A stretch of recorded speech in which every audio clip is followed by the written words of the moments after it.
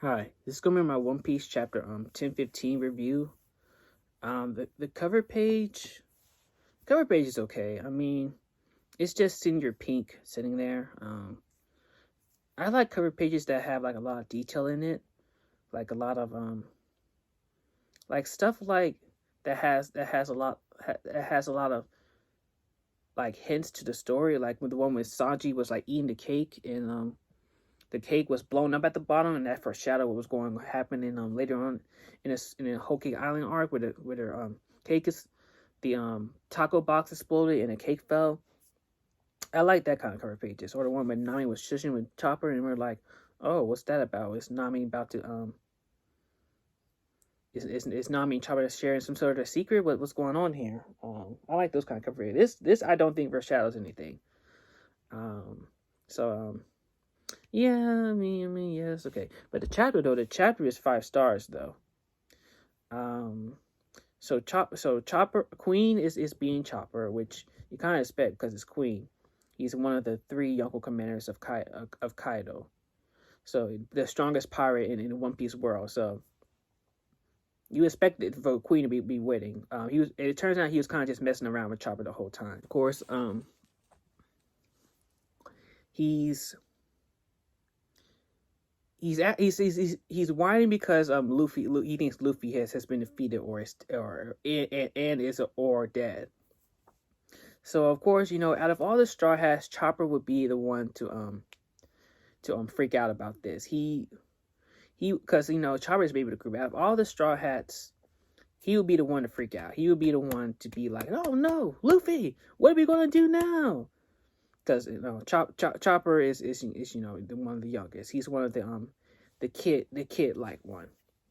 And then I think Frankie, Robin, and Jinbei, I've heard from some YouTubers say that they're the parents. So that makes sense for Chopper. It's a little bit annoying, but it's Chopper, so you expect so. But then, and Parasparrow is here. I don't know why Parasparrow is here. He needs to go. Because he doesn't like he doesn't even like Kaido. He doesn't like the Alliance. He doesn't like Kaido's men. Why are you helping?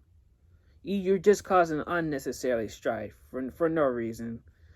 You're going against the Alliance for no reason. I mean, I guess you can argue that he's trying to just hurt the Straw Hats, but buddy, why are you here? Well, I mean, can't you just go and find Big Mom and find your brothers and sisters or something? Just why are you here? So Parasparrow is throwing the arrows. Sanji, finally, Sanji hits Queen. Not only does he give him a Diablo Jumbo, but he hits Queen so hard that it spins him around and it blocks Parasparrow's arrows. A little bit of a stretch, but I like it. We needed a stretch. We needed a very, very outrageously cool Sanji moment. Desperately. I mean, badly. And we finally got it. Finally, we got confirmation. Sanji versus Queen. Finally. We also have another cool, we got the cigarette moment saying, Chopper, you did good, man. He's like, but Luffy is like, calm down, man. How many times have we seen this before? We've seen this a bunch. How many times we see Luffy supposedly die, supposedly get defeated? How many times does he come back? Buddy, I mean, haven't you been around for 1,000 chapters, buddy? You know how the story ends. So finally, Sanji is here. Take a drinking shot. How many times I said finally? So Sanji's gonna fight Queen, and then Kaido, it looks like, has stabbed Kinemon. Not only hit him with his club, but has stabbed him. Okay. One, I don't really want Kinemon to live at this point because it just makes sense for him to die.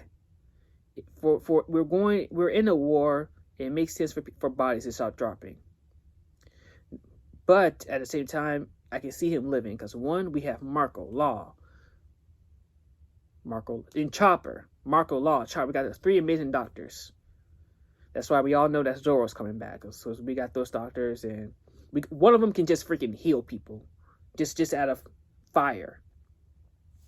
So yeah, I can see him living there, but at the same time, I don't really want him to, because that just wouldn't make sense at this point. All right, so what else? So we even get a little flashback of Kinemon with Momonosuke and calling him back, all way back, calling him father. I mean, it makes sense at this point for Kinemon to go.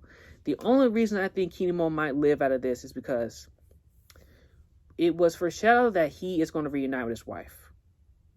So, as a story-wise, it wouldn't make sense. Why would you introduce that Kinemon had a wife if it's never going to come back with them being reunited? Just wouldn't make sense story-wise. So, the doctors, Kinemon's wife, those are the reasons why I think Kinemon's going to live. But at the same time, I don't really want to. Nothing, I don't like Kinemon.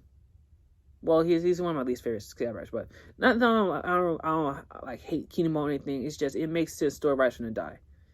Heck, if he even makes Okiku to die, it makes sense for Okiku to die. And I really don't want Okiku to die. I want her to stay. It's gonna be kind of hard to see Izu's reaction to see Okiku pass, but if she is dead, she's not dead, but she's definitely not conscious. Like, she's either on a break of dying or dead. She's definitely not conscious in a way. She's out of this fight for sure. She's not coming back. I mean, she was stabbed right in the store from Kanjuro. I don't understand why Okiku's gotta be the one to take so much damage. I mean, you got like 8 other scabbers. You got Kawamatsu, Izo. We got. I just don't understand why Raokugi is the one who's got to get her arms taken off. We got to get stabbed. I just don't really understand that. Yeah, it is what it is. So it makes sense for them to die, but at the same time, they probably won't, because we got so many ways for them to heal. Momonosuke, Luffy is communicating through Momonosuke. I'm not really sure how they're doing this. Is the voice of all things? Is it observation hockey? I don't know where they're going with this. It's good that Momo has something to do, because Momo is way too hard on himself. He thinks he's useless. Number one, he motivated all the men twice in the prison and in Oganashima, this war. Right now, he's saying Luffy is still alive. Don't whip out. Keep going. He did it twice, and he had a really cool moment where he told Kaido, "I am the son of Kozuki Oden. I will not. I am going to be the Shogun of Wano. I will not bow to you." Great moment for Momonosuke. I think he's too hard on himself. I think he's doing good, considering he's 8. He's 8. His body's fragile. Can't really do nothing. But he's done some things.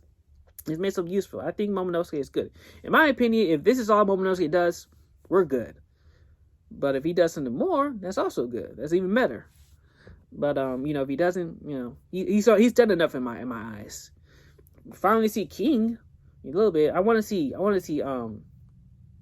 Drake. I want to see more Marco. I want to see more King. I want to see more Jack. I want to see all the other. I want to see Robin vs. Maria. I want to see Jinbei. I mean, it looks like this arc isn't over yet. I mean, we still got a lot of fights to go. It looks like we're just at the climax. And maybe some people think there's gonna be 4 acts. Some people think it's gonna be 5 acts. Maybe it's gonna be 5 acts. Maybe Act 4 is just gonna be finally them wrapping up those fights. I mean, it is whatever. I mean, we're all in this to the end at this point. We're too invested in this story. So yeah, Yamato and Kaido finally meet up with each other. This would be a perfect time for to have a flashback. This would be a perfect time for Yamato and Kaido to talk, have some really great dialogues, have some memorial dialogue, had a flashback of Kaido when he was younger, Yamato when he was younger, Yamato's mom. I mean, perfect opportunity. Overall, the chapter gets 5 stars. 5 out of 5. Sanji vs. Queen, finally. I mean, it was great. Great chapter, great panel, great art. Thank you all for watching. I really appreciate you guys being here. Hopefully I get the nerve to come here again. If not, well, oh well. I'm going to try to get the nerve to do this again sometime. Thank you again. Catch you guys later. Goodbye.